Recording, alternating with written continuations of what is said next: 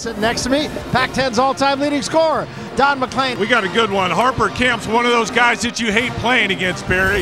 He's intense, he's tough, he's physical, but he's productive. He leads Cal in scoring at around 13 and a half a game. He's got great footwork. He's a good finisher around the rim with either hand. He's been really good for Cal this year. Derek Williams, 18 and a half and 7. But last weekend, they only had 9 field goal attempts in Oregon. He's got to be more assertive. His teams have to make it more of a priority to get it to him. Barry, if you got the best player in the league, you got to get him the ball. But that's a good sign for Oregon State. If he can only have 4 points and Oregon State still wins the game, but only 3 times this year did Jared Cunningham not score in double figures. So I have a feeling he's going to come back with a vengeance. He knows what's on the line. They got to win to keep playing, so I have a feeling Cunningham's going to come out looking to be aggressive. I expect him to really challenge that Washington defense.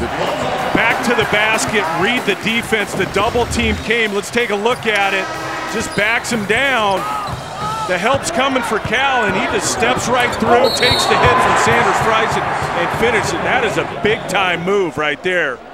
Pay attention to Cunningham. Starks rises up. He's having a monster second half. 13-point lead, the largest lead. Carlin Brown has it swatted away by Moreland from behind. Carlin Brown finally gave us a ball fake, and guess what? He still got it blocked from the backside. Starks let it fly. Oh! And it heads on the rim and goes in. Everything going for Starks with 13 in the second half. Degree of difficulty. Ahmad Starks, the smallest guy on the floor, making it happen for Oregon State in the second half. It's a 22-4 run in the last 5 minutes for Oregon State. A big chunk of that is Ahmad Starks. Play into the lane, weaving his way and popping it in is Cunningham, who is fouled.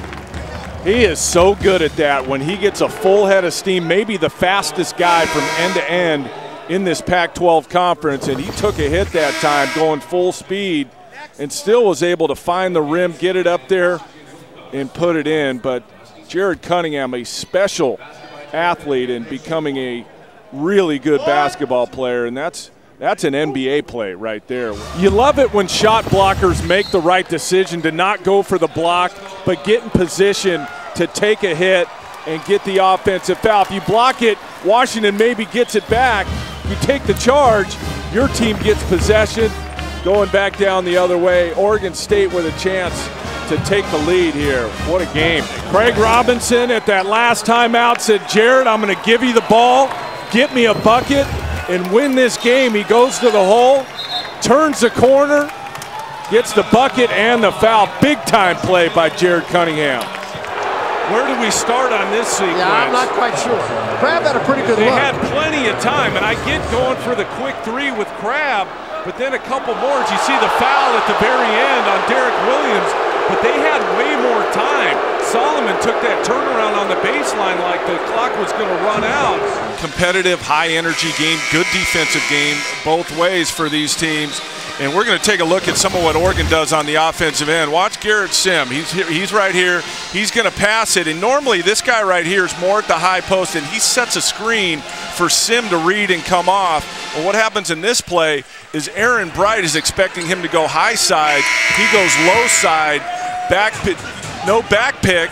But you see how out of position Aaron Bright is, and Sim wide open for the layup. I don't know if I can take much more, Michael. I mean, what we saw on Wednesday night, there were some all-stars in here there with Wade and James tonight, Kobe and the Lakers. The roof may come off of this place tonight. Well, Chris Paul, a perennial all-star, you see there, he's off to a tremendous start early in his Clippers career. I mean, just pencil him in for the next 12 years. Blake Griffin, he's going to make it every year. He's been spectacular to start leading the Clippers in scoring. And then Kobe getting 40 a night every night. Now he's leading the Western Conference in votes. And then Andrew Bynum off to a good start. After that suspension to start the season, he's off to a good start here early in the season. And oh, by the way, don't forget there's a guy by the name of Gasol that's on the Lakers too, who we're not mentioning there. So plenty of superstars in action tonight. Talk about Shane Battier, Tony, and the impact he's had not only on the court, but in the locker room so far this year. The coaches rave about when they watch the tape about how good he is defensively. I want to say that the Clippers have the better bench, I think, because the Lakers lost Lamar Odom, and I know he started some. But the thing is the Clippers have younger, more athletic guys. And I think the problem for the Lakers is yes, they are bigger, and yes, they can pound people in the half court, but they're going to really struggle against athletic teams as you take a look at what they're getting. And Kiki, that's somewhat typical because you have superstars in your starting lineup that play heavy minutes. You're not going to get a ton of production, but in a season like this where it's short and there's going to be injuries, the benches are going to be a factor. All right, Dane, it was a challenging week. The Clippers come out of it 2-1. Time now for final thoughts with Don MacLean. It was billed as the Battle of LA tonight, the first installment, and while I don't think that's so much a big deal in terms of who you're beating, fans do like to participate in that discussion. But I don't think that in the big picture, I'm not watching Laker fans rip off their jerseys and throw on Clipper ones. I think that's going to take time. But what I am interested in, and you just said it, Mike, is the week that the Clippers had.